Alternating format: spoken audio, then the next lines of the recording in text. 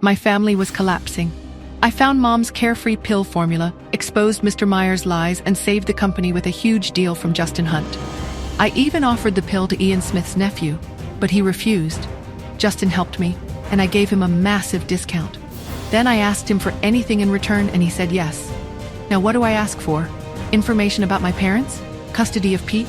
And can I trust him? Will you give me whatever I ask for? I asked Justin. Yes, he said instantly. I took a breath, willing myself to say what I wanted here to say. I want your... The words stuck in my throat. No, not here, not now. Justin grew impatient. Go on. I exhaled. Your forgiveness, I said finally. Justin hesitated. Then after a long pause, he spoke. I can try. I nodded. That's enough for now.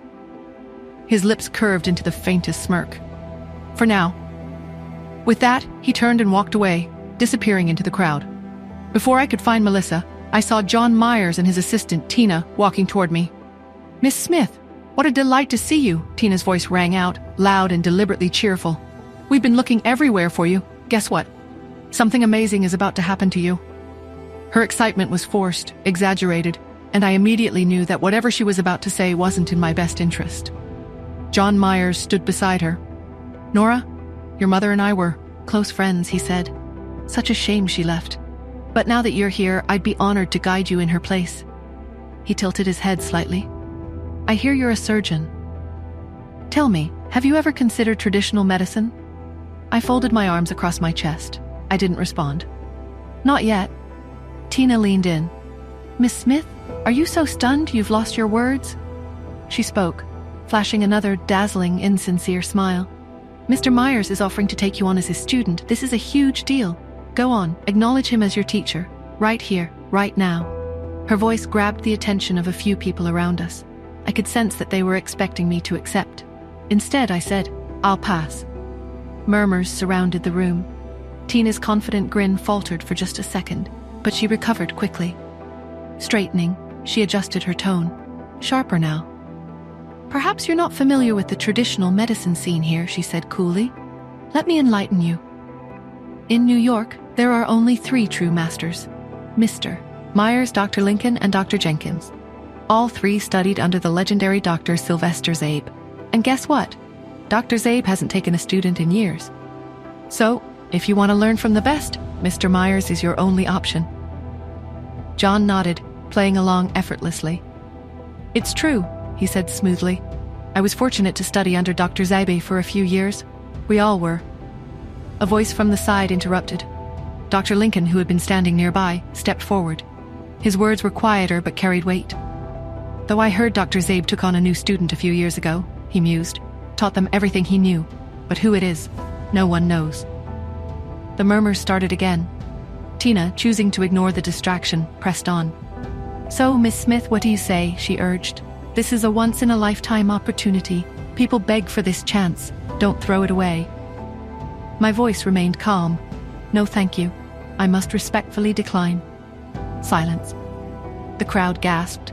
John's carefully maintained smile flickered while Tina's patience finally snapped. You're turning this down? She hissed. Do you even know what you're passing up? This is... Before she could finish, someone's phone started ringing loudly.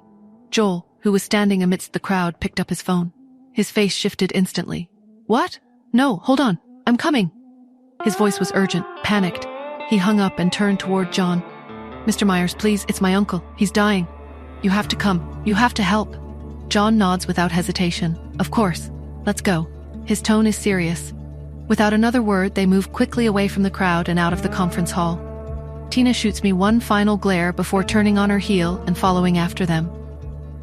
Soon after the conference ended, we came home along with Sheena. Everyone sat in the living room. I stood near the doorway, watching as Simon spoke into the phone. Cheryl says they've already produced 50 pills based on the formula you gave her. His voice was almost breathless with disbelief. I can't believe it works. We really can mass-produce the carefree pills. The call ended.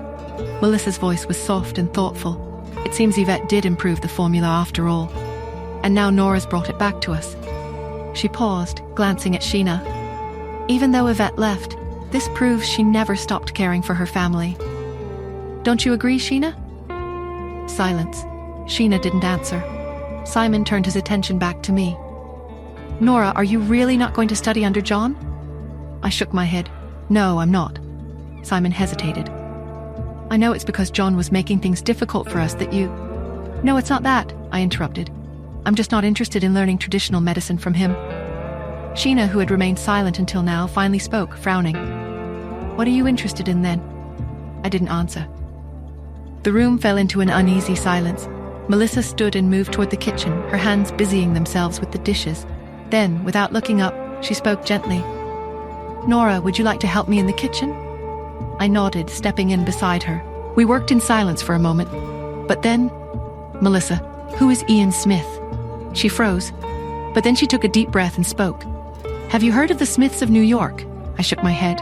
No, I don't think so. The Smiths and the Hunts. They were at war for years. Both families were powerhouses, but the Smith patriarch, he was something else. Brilliant. Ruthless. She turned fully to face me now. Your mother was once engaged to Ian Smith. I nodded as Melissa continued. For a while.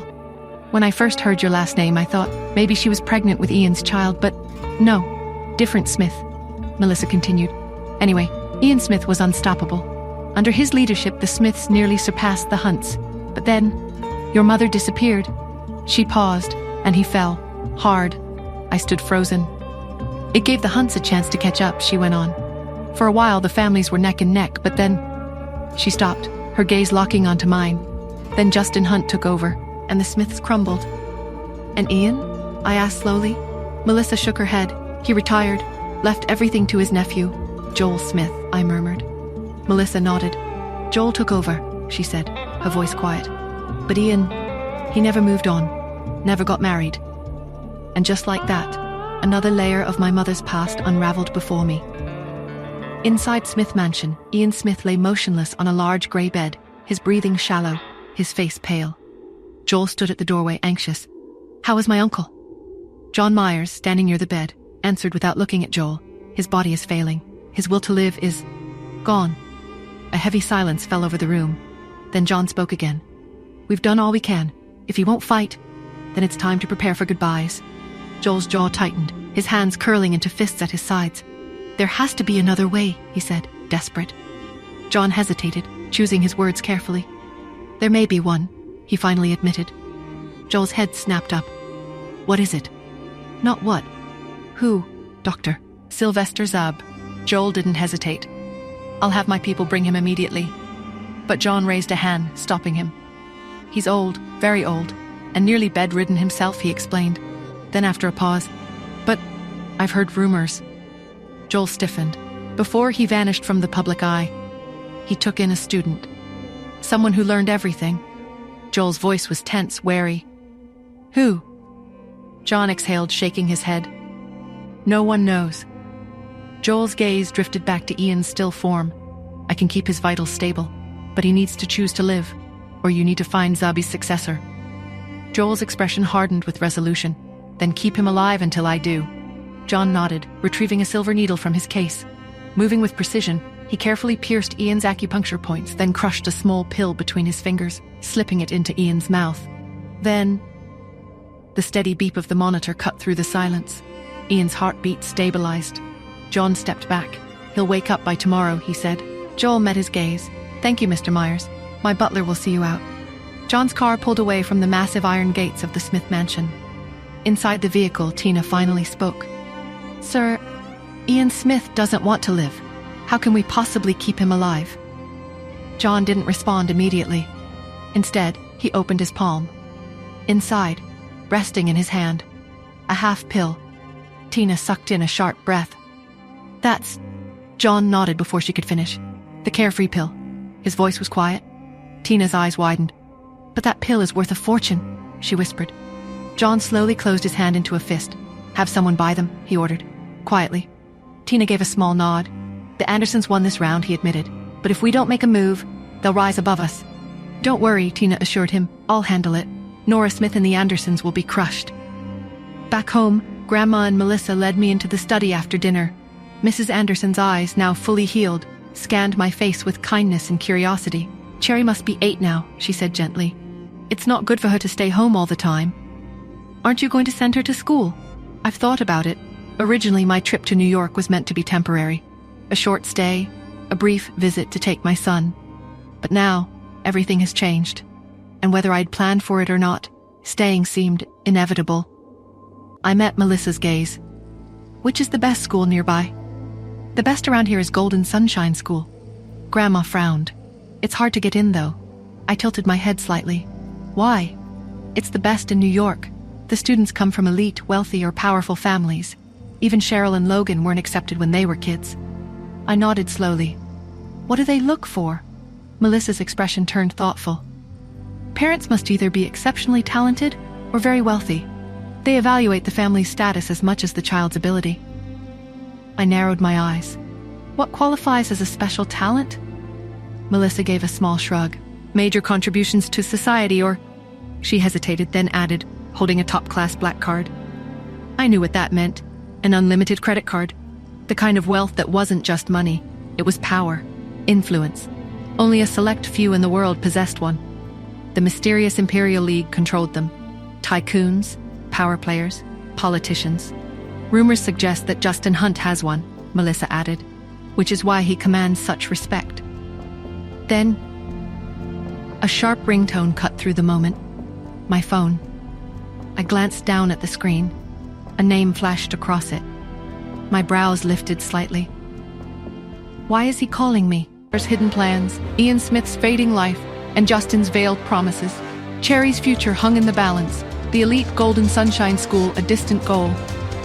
But then, the phone rang. He was calling. Why? What new secrets would surface, and what would I lose to protect my own?